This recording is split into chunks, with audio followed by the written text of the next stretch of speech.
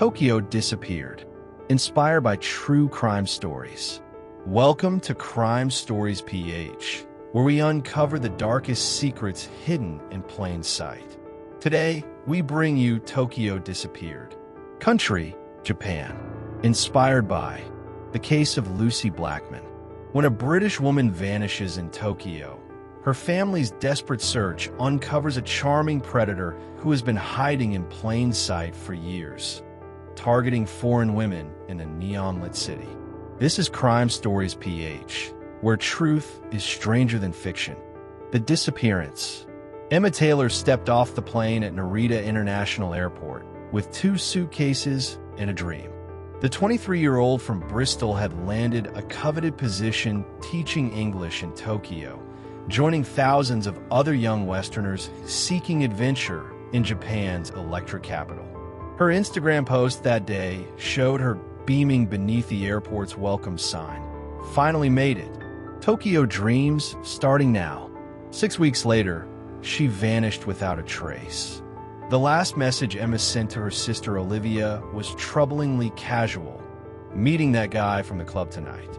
Says he has modeling connections. Might be my big break. Don't wait up. No one saw Emma Taylor again. When Emma failed to show up for work 3 days in a row, her colleagues at Sunrise English Academy grew concerned. Her phone went straight to voicemail. Her apartment in Shibuya remained locked, bed unslept in. The British Embassy was contacted. Local police filed a report.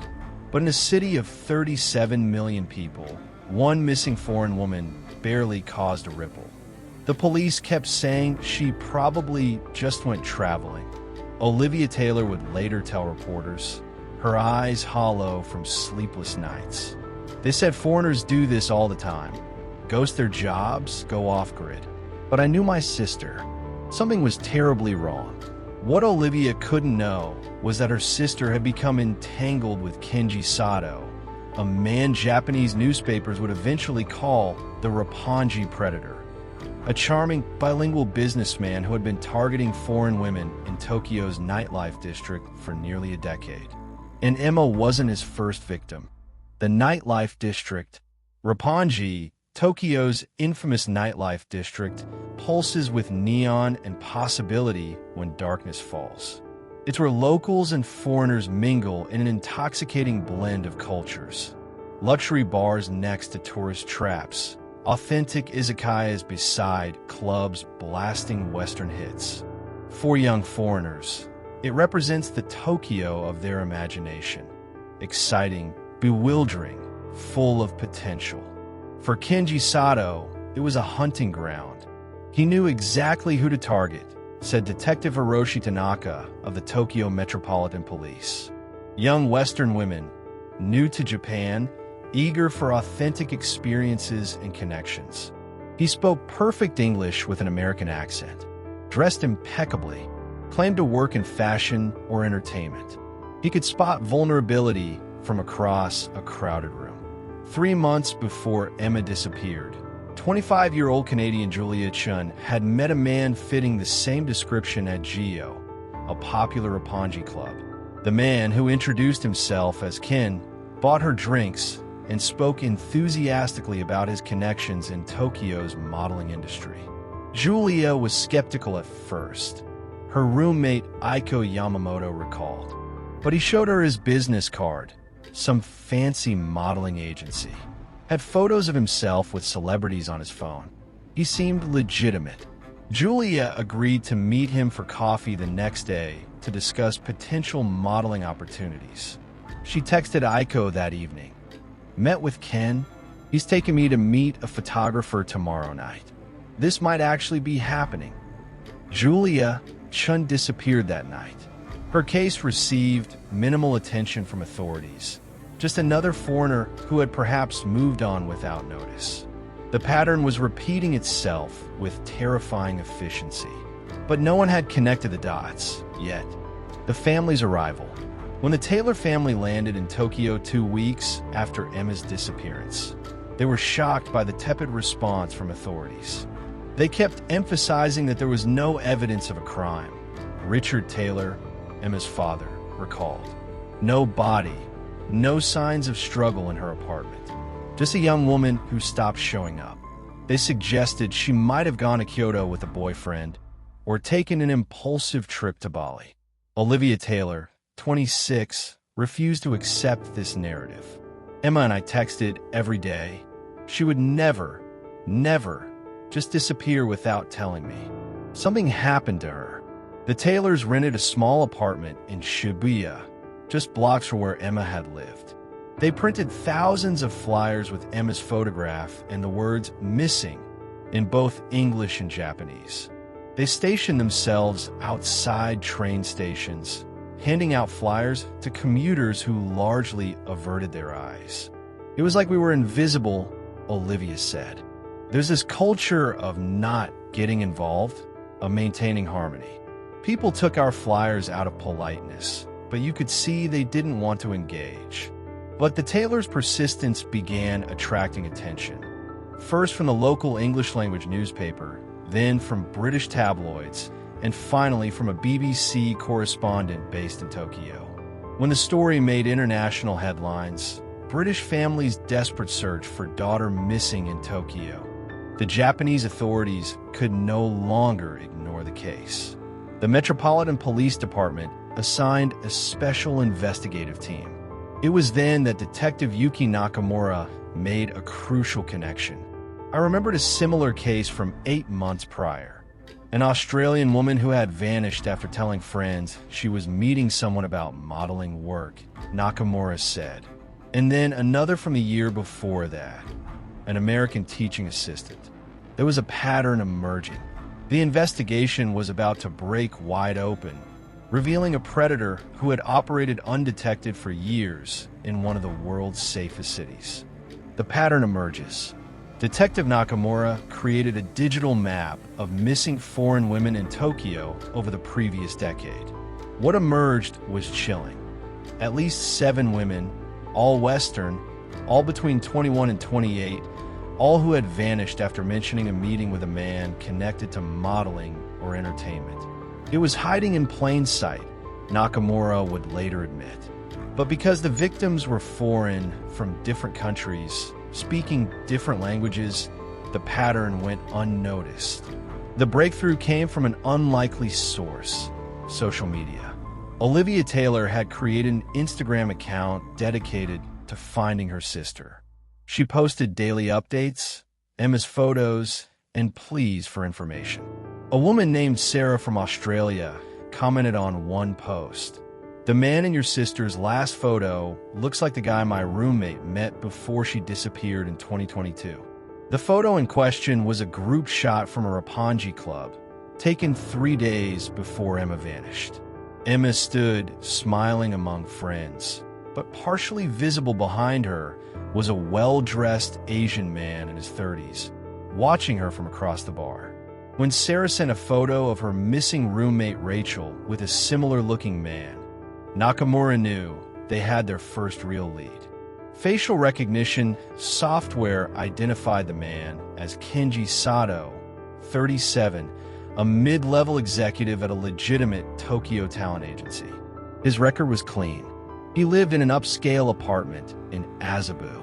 On paper, he was unremarkable. But when police began interviewing staff at Roppongi clubs, a different picture emerged. "Oh, Kenji-san? He's here every weekend," said one bartender. "Always alone. Always leaves with a foreign girl. We call him the Gaijin Hunter as a joke." The police placed Sato under surveillance. For 2 weeks, he did nothing suspicious. Then, on a rainy Friday night, officers observed him approach a young blonde woman at a club called Orbit. He bought her drinks. He showed her something on his phone. They left together. Police followed them to his apartment building.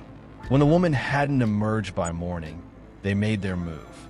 What they found inside would shock even the most hardened investigators and reveal why Tokyo's missing women had never been found.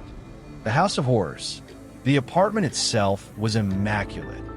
Minimalist furniture, pristine white walls, floor-to-ceiling windows overlooking the Tokyo skyline. Nothing seemed amiss until Detective Nakamura noticed the reinforced door leading to what should have been a standard storage room. Inside that room was a second door, soundproofed, with 6 separate locks. When we breached that final door, the smell hit us first, Nakamura recalled, his voice tight. Then we saw her, a young American woman, drugged but alive, chained to a bed. She had been there less than 24 hours. The woman was Morgan Davis, 24, from Seattle. A quick-thinking officer had called an ambulance before they'd even entered the apartment. Paramedics were already on their way. But the true horror lay beneath the floorboards. A hidden trapdoor led to a small basement space, unusual in Tokyo apartment buildings. Inside were carefully organized boxes containing personal effects, passports, jewelry, phones. Each box was labeled with a name and date. Emma Taylor, Julia Chun, Rachel Wilson, Amelie Dubois, Sophia Miller, Hannah Johnson, Laura Brown. 7 women, 7 lives erased. It was methodical, said prosecutor Mayumi Tanaka. He kept trophies, documented everything. The basement contained computer equipment where he stored videos of his crimes. He'd been doing this for 9 years. Forensic evidence would later confirm what the Taylors had feared from the beginning. Emma was dead. Her remains disposed of through means investigators would describe only as calculating and thorough. As news of Kenji Sato's arrest spread, the media descended on Tokyo. Headlines screamed about the Roppongi predator and Tokyo's House of Horrors. The case rocked Japan, a country with one of the world's lowest murder rates, priding itself on safety and order. Justice and aftermath. The trial of Kenji Sato became one of the most followed cases in recent Japanese history. International news outlets covered every development. The families of victims flew in from around the world, united in grief and determination to see justice served. Sato remained eerily composed throughout the proceedings. Psychiatric evaluations revealed a man with severe antisocial personality disorder who viewed his victims as objects rather than people. What made him particularly dangerous was his ability to blend in, said criminal psychologist Dr. Mieko Yoshida. He functioned normally in society. Colleagues described him as quiet but pleasant. He knew how to present a harmless, even helpful, facade while harboring violent fantasies. Richard Taylor faced Sato in court during victim impact statements. "You took my daughter's life, her future, her dreams," he said, voice breaking. "You thought these women wouldn't be missed because they were foreigners. You were wrong. They were loved. They mattered." Sato was sentenced to life imprisonment without possibility of parole, the maximum penalty under Japanese law. As he was led from the courtroom, Olivia Taylor called out, "Say their names." They weren't just your victims. They were women with lives and families. In the aftermath, Japanese authorities implemented sweeping changes to how missing persons cases involving foreigners are handled. An international liaison unit was established within the Tokyo Metropolitan Police. Training programs were developed to combat bias in investigations. The Taylor family established the Emma Taylor Foundation, which provides support to families of missing persons abroad and funds safety initiatives for young women traveling internationally. Their advocacy has saved lives. "Nothing brings Emma back," Olivia said at the foundation's launch. "But if her story prevents even one more family from experiencing what we went through, that matters." Remembrance. 5 years after Emma's disappearance, a cherry tree blooms in Yoyogi Park, planted in memory of the women who lost their lives to a predator who exploited the vulnerability of being a stranger in a strange land. A small plaque at its base reads, "For Emma, Julia, Rachel, Amelie, Sophia, Hannah, and Laura. You came to Tokyo with dreams. You are not forgotten." On the anniversary of the verdict, each year, families and supporters gather beneath its branches. They share stories.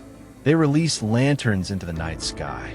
In her final Instagram post, Emma Taylor had written beneath a photo of Tokyo's skyline, "This city feels infinite, like anything is possible here." Her legacy ensures that for other young women seeking adventure in distant lands, that promise of possibility can exist without the shadow of danger, that they can explore the world's greatest cities while being seen, valued, and protected. The story of Tokyo's disappeared women reminds us that in our global society, we must care for each other across borders and cultures, that no one should vanish without a trace, no matter how far from home they may be, because everyone deserves to be found.